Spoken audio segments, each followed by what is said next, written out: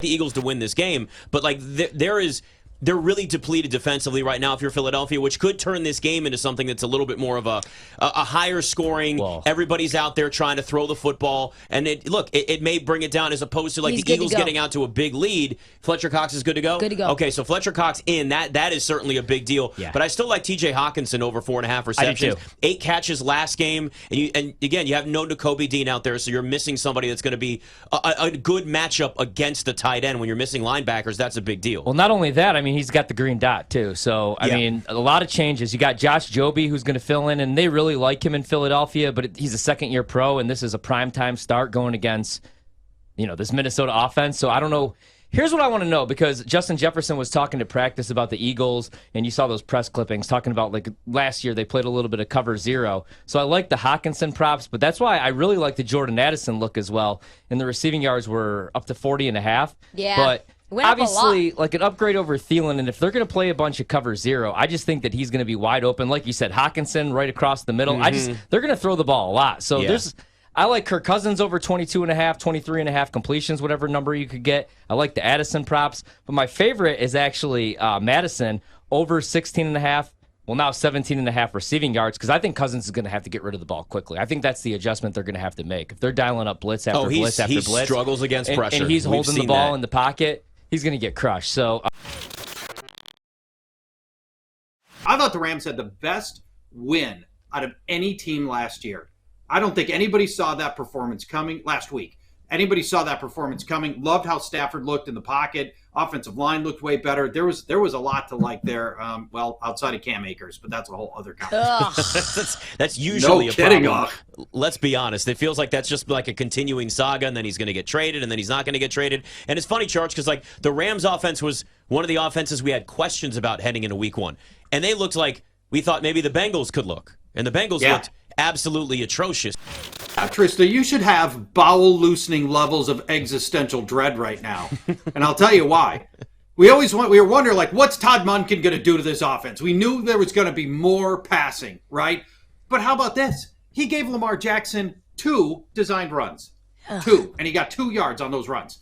Look, for fantasy use, especially, we're here for the running. We want those rushing yards. Those are way more valuable than passing attempts, right? And if Jackson's legs aren't going to be a regular contributor, we got a problem. If you go back to week 4 of last year, Lamar Jackson averaging 0.9 passing touchdowns per game. That's not good. That's a 15 touchdown season.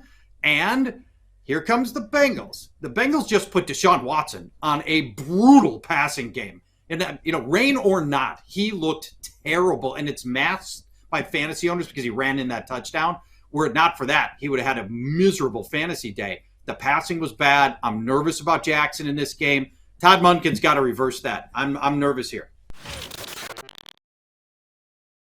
I took Jonathan Taylor very late in my fantasy draft. I think I got him 69th overall. Nice. When he comes back off the PUP list, which looks like in week 5, what should we expect from him from a workload perspective? Is it going to be dependent on the team that he's on? Is Anthony Richardson and that wrinkle going to help him, hurt him? What do you make of that?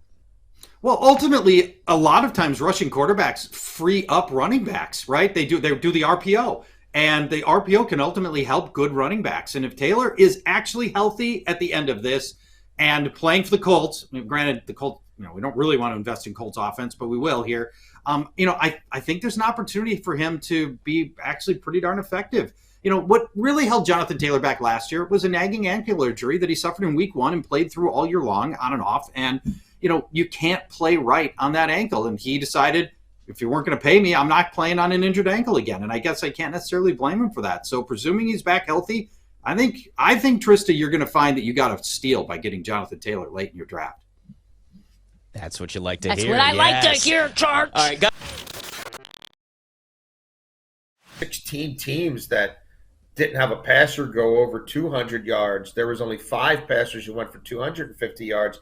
The collective quarterback rating for week 1 was 83.2. I think 37 touchdowns, 25 interceptions. Half the games featured 2 total passing touchdowns or less. So, I do think this whole risk-reward argument of how much do we play guys in the preseason and what do we do, and then how much of an effect will that have on our overall product, I think that's playing a role. And more coaches are kind of saying, I'm going to do things differently. I'm going to rethink it, including guys like John Harbaugh and Nick Sirianni who've been to Super Bowls.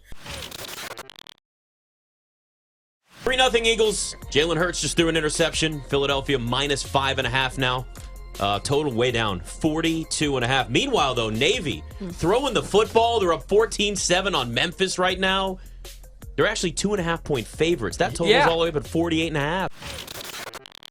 Back maybe. I don't know. He always looks like he's ready to cry. I feel like I'm gonna cry. Darisaw is Fourth not turnover healthy. of the game, and they're down 6. What did we say at the beginning of the show, right? Darisaw was in, but he's not healthy. Watch He's not him. good. He was the problem. Come on, there. Boston. No. And then Swift gets in the end zone just like that. Eagles about to go up 20-7. Well, that took less than a minute for the Eagles to break this thing open. Third It's okay. quarter, Plus highest 7.5 scoring is still alive. Plus 7.5 is still alive. Still alive. Still alive. We're going through it tonight. I don't know if it's still live, actually. Here's what I've already learned, even though I've learned this a million times. I'm just not going to bet on Thursday Night Football anymore, although I have the Eagles, so I don't know why I'm complaining too much.